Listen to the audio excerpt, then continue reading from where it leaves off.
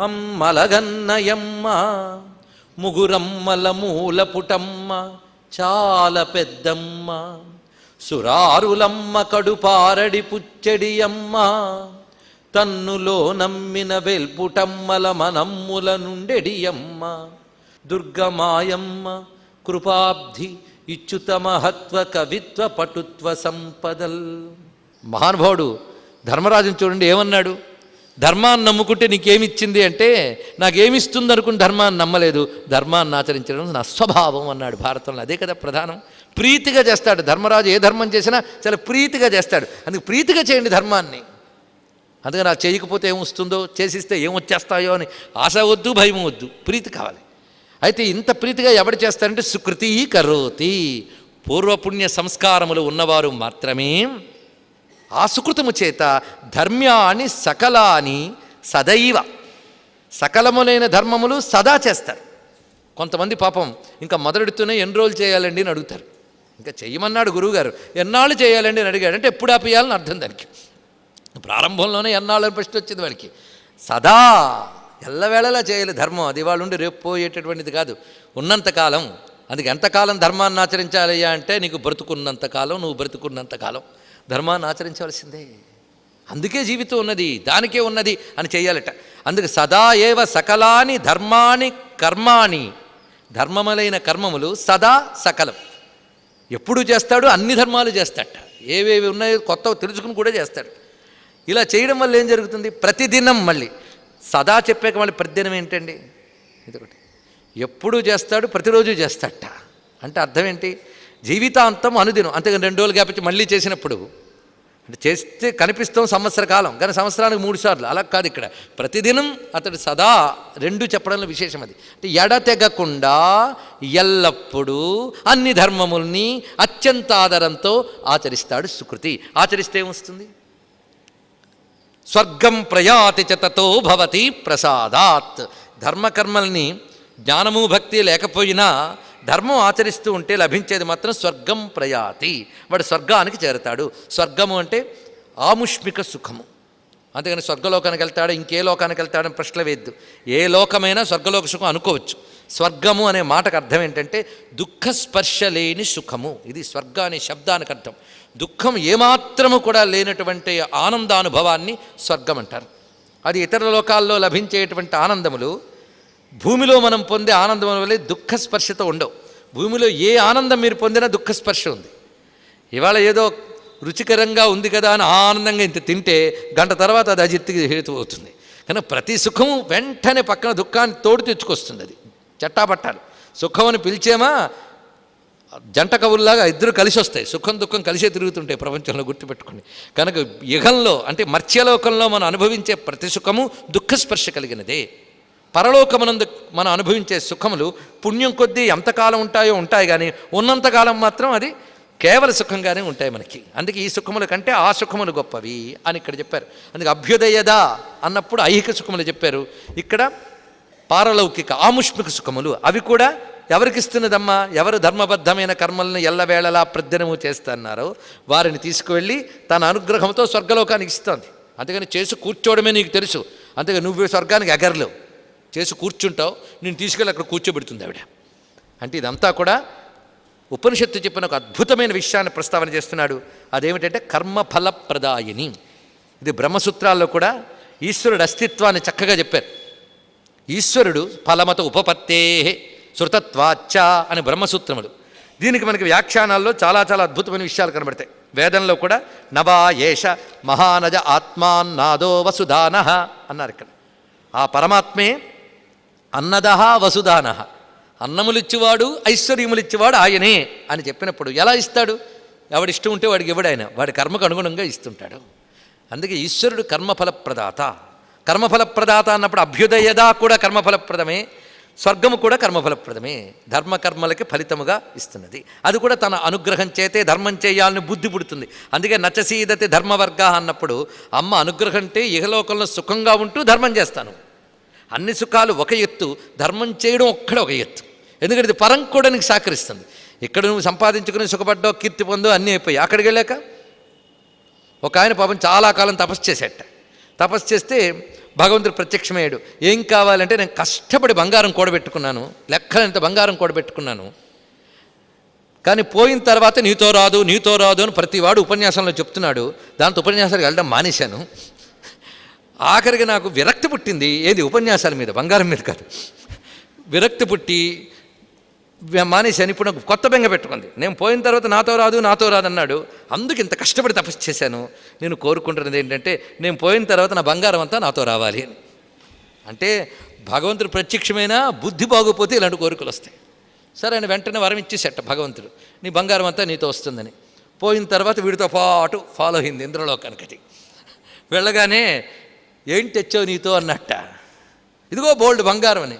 నువ్వు వస్తున్నప్పుడు చూడలే, మా పేమెంట్ పక్కన రాళ్ళు ఉన్నాయి, వాటిల్లో ఉన్నాయి బంగారాలు, అక్కడ పడేవి తీసుకెళ్ళి అన్నట్టు. అక్కడ తీసుకెళ్ళి పడే అన్నాడు. అంటే నువ్వు ఇక్కడ గొప్పదనుకున్న బంగారం ఆ స్వర్గలోకంలో చెత్త కుప్పల పక్కన పడేసే రాళ్ళు. అది ఇంకేం చేస్తాడు ఇప్పుడు? అక్కడ ఒక్క రూపాయికి పనికి రాలేదు బంగారం. పనికి మాలంతా మోసుకొచ్చి అది ఎక్కడ పారేయాలని తిరగడంతో స్వర్గంలో కాలక్షేపం అయిపోతుంది వాడికి. చూడండి, కనుకనే ఇక్కడవేవి అక్కడికి రావు. కానీ ఇక్కడ సుఖాలు కోరుకోండి ఇక్కడున్నంతకాలం, అంతేగాని అక్కడికి ఏది అవసరమో సరిగ్గా తెలుసుకోవాలి. ఎంత కాదన్న ఇక్కడ జీవితం చాలా చిన్నది, అక్కడ జీవితం చాలా పెద్దది. కానీ అక్కడ కోసం ఇక్కడ కష్టమైనా పడతామని కొంతమంది అనుకుంటూ ఉంటారు. మనం ఏదో అద్భుతమైనటువంటి చోటుకి వెళ్ళాలి, అది చెల్లితే అవకాశం దొరకదు, రేపే వెళ్ళిపోవాలి, ట్రైన్ టికెట్ ఇవాళే తీసుకోవాలి, బయలుదేరు, రిజర్వేషన్ లేదు. రిజర్వేషన్ ఎప్పుడో చేయించుకున్నవాడు తెలివిగా సుఖంగా ప్రయాణం చేశాడు, రేపు ఆ గొప్ప చోటుకి వెళ్ళి ఇంకా సుఖపడిపోతాడు. మీరు రేపు సుఖపడతారు వెళితే, ఇవాళ రిజర్వేషన్ లేదు, అప్పుడు ఏం చేస్తారు? ఆ ఒక్కపోతలోనే ఆ జనాల మధ్యంలోనే జనరల్ కంపార్ట్మెంట్లో ప్రయాణం చేసిపోతాం. ఎందుకు? మీరు ప్రిపేర్ అయిపోయారు. ఎంత ఒక్కపోతైనా ఈ ఒక్కపోతే కదా, రేపొద్దున వీళ్ళు అక్కడ సుఖపెడతామని. మీరు చేసిన పొరపాటు ఏంటంటే ముందుగా తెలుసుకుని ముందుగా రిజర్వేషన్ చేసుకోలేకపోవడం. అందుకే ఇప్పుడు ఎలాగోలా కష్టపడిపోతాం, ఇక్కడ సుఖాన్ని దుఃఖాన్ని పట్టించుకోం, అక్కడికి వెళ్తే హాయిగా ఉంటామని బయలుదేరిపోయాం. అలా కొందరు పూర్వపుణ్యాలు లేక ఇక్కడ దుఃఖాలు పడుతున్నా ఇక్కడ ధర్మకర్మలు చేస్తూ తర్వాత సుఖపడదామని వెళ్ళిపోతూ ఉంటారు కొంతమంది. కొంతమంది పూర్వపుణ్యాలని రిజర్వేషన్ చేసుకుని ఇక్కడ సుఖంగాను వెళ్తారు, తర్వాత అక్కడికి సుఖంగానే చేరతారు. ఇది తెలుసుకోవాల్సింది. అందుకే సృష్టిలో మనం సుఖదుఖాలు అనేది ఇదివరకు చేసుకున్న రిజర్వేషన్ లాంటివి ఇవన్నీ కూడా. ఇప్పుడు మళ్ళీ ఆ సుకృతాలు చేసుకుంటూ ఉంటే వచ్చేవది. అందుకే ఐహిక ఆముష్మిక ఉభయ ఫలములు నువ్వే ఇస్తావు తల్లి. ఎంత చక్కటి అమ్మ యొక్క తత్వం అంతే ఇదండి. అంతేకాదు ఇలా ఇహలోక సుఖాలు పరలోక సుఖాలు ఇవ్వడమే కాదు తల్లి. దుర్గే స్మృతా హరసి భీతిమశేష జంతో స్వస్థై స్మృతా మతిమతీవ శుభాం దదాసి దారిద్ర్య దుఃఖ భయహారిణి కాత్వధన్య సర్వోపకారకరణాయ సదార్ద్రచిత్త. దీన్ని కేవలం స్తోత్రపరంగా అర్థం చెప్తే ఒక మామూలు ఊరటార్థం వస్తుంది, ఊరటార్థం. కానీ కొంచెం పదాలు ఏం వేశాడనేది వేదాంత సంస్కారంతో కానీ పరిశీలిస్తే అబ్బా ఇవన్నీ వేదాంత వాక్యాలు పెట్టాడు. నీ ఒక్క శ్లోకం సారభూతం గనకనే ఇప్పటి వరకు మనం చదివిన దాంట్లో దీన్ని తీసుకొచ్చి సప్తశ్లోకిలో 2వ శ్లోకంగా పెట్టేశారు. జ్ఞానినామ విచేతాంశం మాత్రమే తీసుకున్నారండి ప్రథమ స్కందంలో అధ్యాయంలో. అక్కడ చేసిన ఖాళీ స్థితిలోంచి కూడా తీసుకోలేదు, అది ఒక్కడే తీసుకున్నారు. అక్కడ చేసిన రాత్రి స్థితిలో ఒక్క వాక్యం కూడా సప్తశ్లోకీలో లేదు, ఇది వస్తోంది సప్తశ్లోకీలో. అంటే ఇప్పుడు చేసిన మహిషాంతకరి సూక్తంలో ఒక ప్రధానమైన శ్లోకం ఇది. ఈ శ్లోకం ఇప్పుడు చెప్పిన వాటన్నింటికి సెంటర్, అటు ఇటు అనుసంధానం చేస్తుంది. మీకు చూడండి, దుర్గే స్మృతా హరసి భీతిమశేష జంతో. ఓ దుర్గే సంబోధించారు. దుర్గే, దుర్గా అనేది అమ్మ పేరు, సంబోధనలో దుర్గే అవుతుంది. అమ్మా దుర్గమ్మ, నిన్ను స్మరిస్తే చాలు భయాన్ని సంపూర్ణముగా సర్వజనులకి తొలగిస్తావు. సమస్త జంతువు, అశేష అంటే సమస్త, అశేష జంతువు అంటే అన్ని జంతువులకి, కేవలం పండితులైన జంతువులే కాదు పామర జంతువులకు కూడా. సర్వ జంతువులు చేయగలిగితే ఒక్కడ చేయాలంటే దుర్గా అని స్మరించగలగాలి. దుర్గమ్మ అని స్మరించితే చాలు వాళ్ళ యొక్క భీతిని నువ్వు హరిస్తావు. ఇక్కడ భీతిమశేష జంతువు, సమస్త జంతువులకి అనగా అభయం వచ్చిందా లేదా? మనకి ఏది అర్హత ఉందో మనకి వదిలేయండి, ఒక్క అర్హత ఉంది మనకేంటి? జంతువులం. ఇక్కడ అదే అర్హత. కనుక అందరి జంతువుల్లో మనం ఒక జంతువులమే కదా, ఈ అర్హత చాలు. ఈ జంతువు దుర్గమ్మని స్మరిస్తే చాలు వాడి భీతిని ఆవిడ పోగొడుతుంది. అయితే భయం ఏర్పడితే కదా అమ్మని స్మరిస్తే భయం పోగొడుతుంది. మరి భయం లేని వాళ్ళ స్థితి ఏమిటి? చూడండి ఇక్కడ చెప్పిన మాట, స్వస్థై, స్వస్థులు అంటే ఏ భయము లేకుండా హాయిగా ఉన్నటువంటి వాళ్ళు స్వస్థులు. ఆ స్వస్థులు కానీ స్మరిస్తే, స్వస్థై స్మృతాం, ఒకవేళ వాళ్ళు స్మరిస్తే వాళ్ళకి అతిమతీవ శుభాం దదాసి, వాళ్ళకి అతిమతీవ మించిపోయినటువంటి అత్యంత శుభముని ఇస్తావు. ఏమిటి ఇందులో ఉన్న భావం? ఇక్కడ ఆలోచించండి. ఇందులో చెప్పిన అంతరార్థం ఏంటంటే, ఓ తల్లి, భయం పడుతున్న ప్రతి జంతువులకి నువ్వు వెంటనే అభయాన్ని ఇస్తావు, భయాన్ని తొలగిస్తావు. అంతే కదా. భయం లేనిది ఎవరికి? ప్రతివాడికి భయం ఉంది సృష్టిలో. ఒక ప్రమాదం మనకి కలుగుతుందేమో అని భయం, కలిగినప్పుడు భయం. అలాగే ఏదైనా సుఖం రాలేకపోతే ఒక భయం, వచ్చిన తర్వాత కూడా ఇది అంతకాలం ఉంటుందా అని ఒక భయం. భయం లేనిది ఎక్కడ చెప్పండి? భోగే రోగ భయం, కులే చ్యుతి భయం, విత్తే నృపాలాద్ భయం. ఇవన్నీ చెప్తున్నాడు. భయాలు ఎన్ని రకాలు ఉంటాయి. మంచి భోగం లభించితే ఒక భయంట. చెప్పాం కదా ఇందాక, ఆనందంగా అవకాశం తింటే మధ్యాహ్నం కడుపుమంట. భోగే రోగ భయం, కులే చ్యుతి భయం.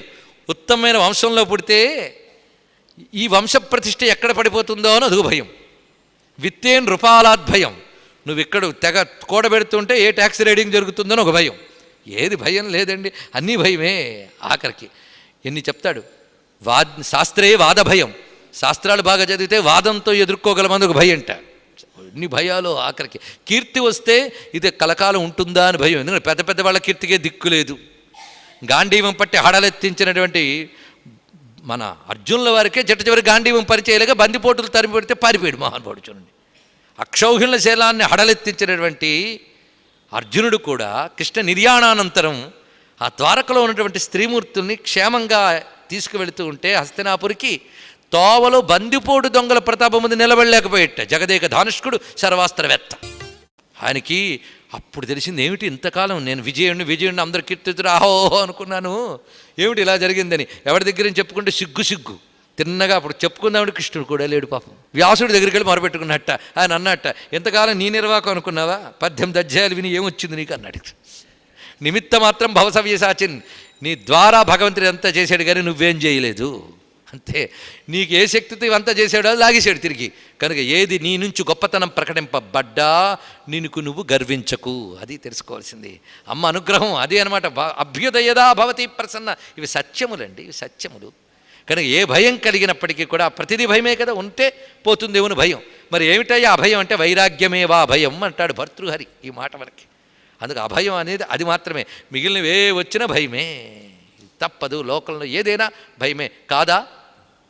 కాదనిపిస్తుంది. ఎందుకంటే ఇంకా తగలాల్సింది తగిలే వరకు కలగాల్సింది కలగదు. ఏం చేస్తాం?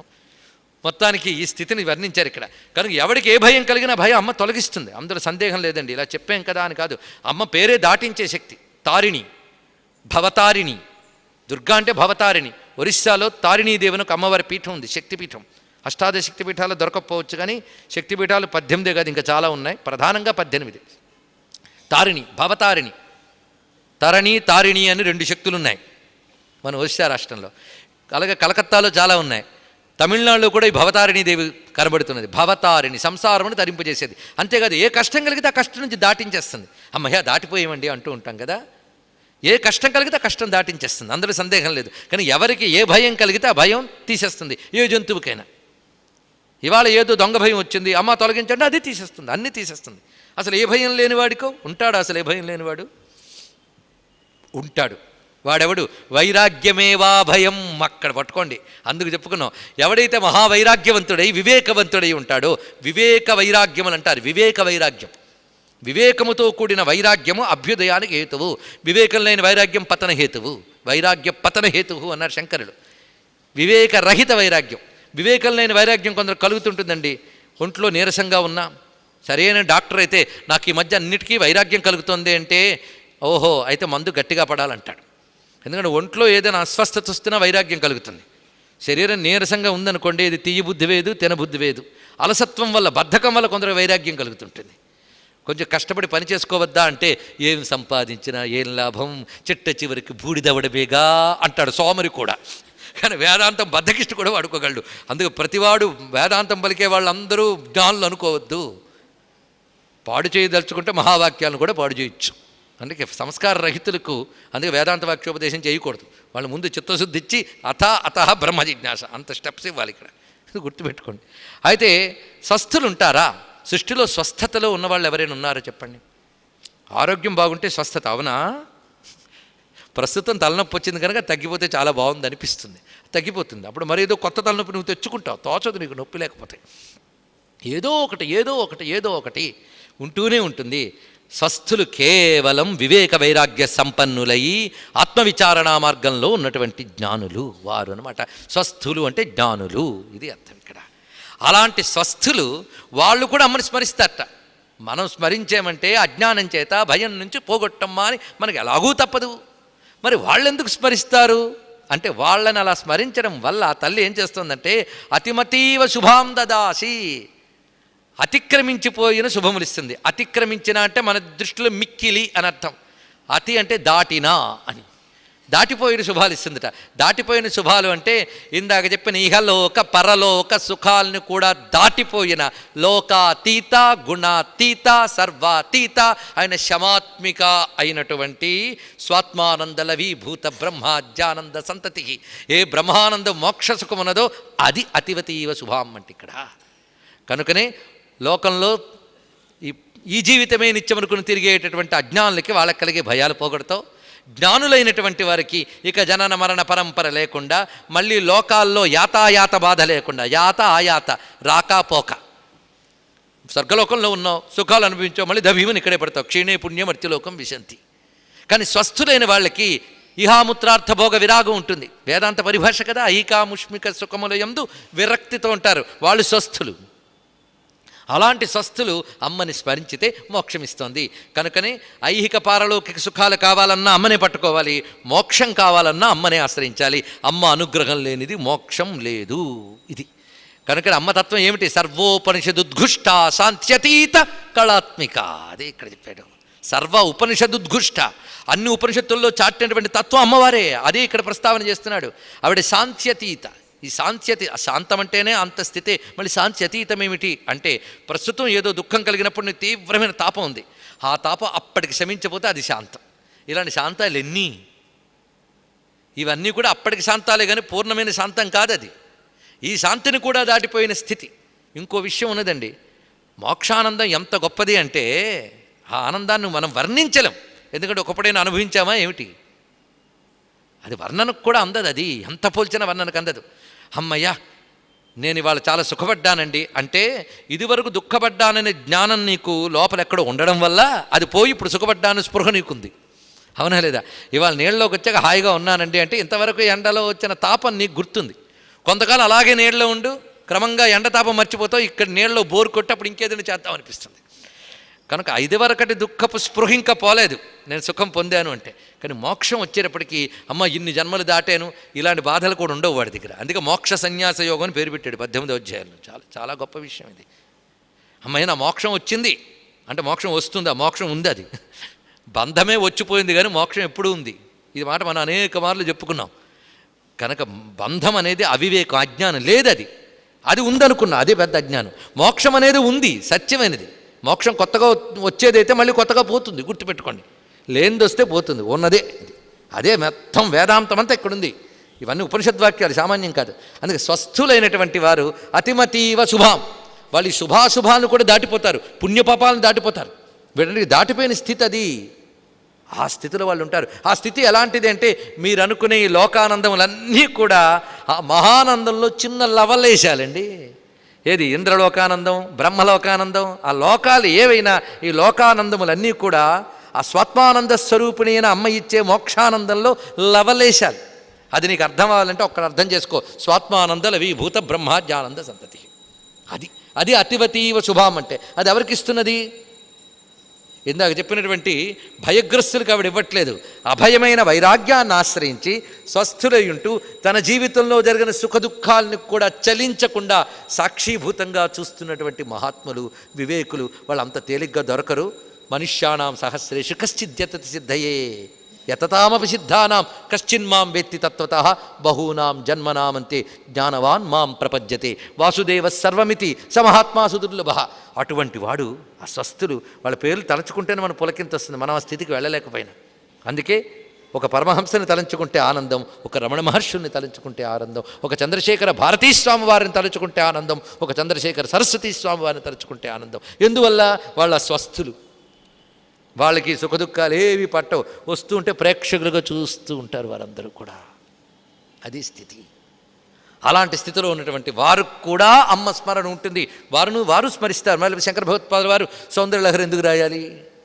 పోనీ శంకర భగవత్పాదులు రాయలేదు అని ఎవడో మూర్ఖుడన్నా వాళ్ళ పరమ గురువు గారిని గౌడ భగవత్పాదుల వారు శుభగోదయిస్తవ ఎందుకు రాయాలి? ఆలోచించండి. వీళ్ళందరికీ గురువైన వ్యాస భగవానుడు ఈ గ్రంథం ఎందుకు రాయాలి? ఉపనిషత్తుల్లో కేనోపనిషత్తు స్వయంగా అమ్మ కథ ఎందుకు చెప్పాలి? ఉమా హైమవతి బహుశోభమాన అంటే నేను లేకపోతే మీరందరూ ఇలా అవివేకంలో కొట్టుకుపోతారా? నా వల్లే మీకు వివేకం, వైరాగ్యం, జ్ఞానం అన్నీ వస్తాయి. అందుకే స్వస్థై స్మృతా మతమతీవ శుభాం దదాసి. ఈ 2 వాక్యములు ఇంతవరకు చెప్పిన దాన్ని ఒక చేట తీసుకొచ్చాయి. కనుక భయగ్రస్తుల భయం పోగొడుతుంది ఆ తల్లి, స్వస్థులకి మోక్షాన్ని ఇస్తున్నది. మొత్తానికి ఈ రెండిట్లో ఏది కావాలన్నా నువ్వు తప్ప ఇంకొకరు దిక్కులేరు, అమ్మ తప్ప ఇంకొకరు దిక్కులేరు. దారిద్ర్య దుఃఖ భయహారిణికాత్వధన్యా. ఇది కూడా గొప్ప మాట. ఇది ఆవిడ బ్రహ్మ విద్యాస్వరూపుని కదా, అది తప్ప మరొక దిక్కులేదు. నాణ్య పంథా విద్యతే యనాయ, అది అనమాట ఇక్కడ చెప్తున్నాడు. నాణ్య పంథా విద్యతే అయనాయ. నువ్వు తరించడానికి దీనికి మించి మార్గము లేదు. దేనికి మించి మార్గం లేదు? ఆ పరమాత్మను ఆశ్రయించడానికి మించి మార్గం లేదు. కనుక ఇక్కడ సుఖం కావాలన్నా, పరలోక సుఖం కావాలన్నా, మోక్ష సుఖం కావాలన్నా అమ్మ కాళ్ళు పట్టుకో, ఆవిడే ఆశ్రయ శక్తి. దారిద్ర్య దుఃఖ భయహారిణి కా త్వదన్య. దారిద్ర్యమైన, దుఃఖమైన, భయమైన ఈ 3ంటిని నువ్వు పోగొట్టగలవు. అందుకే శాస్త్రం ఏం చెప్తుందంటే మనిషి జీవితంలో దరిద్రము, దుఃఖము, భయము ఎంతవరకు ఉంటాయి? పెద్ద తలచించుకున్నట్ట. ఓ భక్తుడి దగ్గరికి వెళ్ళి అడిగారు, మీరు చెప్తారా మీ ఎక్స్పీరియన్స్ ఏమిటి? ఎప్పుడు ఫేస్ ఆనందంగా కనబడుతుంటుంది. మాది అప్పుడప్పుడు ఆనందం, మీరు ఎప్పుడు ఆనందం. దారిద్ర్య దుఃఖ భయాలు జీవితంలో ఎంతకాలం ఉంటాయి అంటే అమ్మవారిని ఆశ్రయించే వరకు అన్నాడు. ఆశ్రయించడం మొదలెట్టే క్రమంగా తగ్గిపోతే తర్వాత తొలగిపోతాయి. దారిద్ర్య దుఃఖ భయహారిణికాత్వధన్య. నువ్వు మించిన వాళ్ళు ఎవరమ్మా దారిద్ర్య దుఃఖ భయాలు పోగొట్టడంలో? ఆవిడేట. అయితే వెంటనే మనం అనొచ్చు, అదే కాదండి ఆవిడ తొలగిస్తారు, ఒప్పుకుంటాం, కానీ ఇతర మార్గాలు కూడా లేవా? మేము ఈ మార్గంలో ఉన్నాం, ఆ మార్గంలో ఉన్నాం, మాకు తొలగిపోయాయి అని అంటే మీరు ఆ మార్గంలో ఉన్నప్పుడు అక్కడ తొలగించుకుంది కూడా ఆవిడే. ఏ యథామాం ప్రపద్యంతే తాం తథైవ భజామ్యహం మమ వర్తమాను వర్తంతే మనుష్య పార్థసరథ. ఇప్పుడు నేను దేని మీద కూర్చున్నా?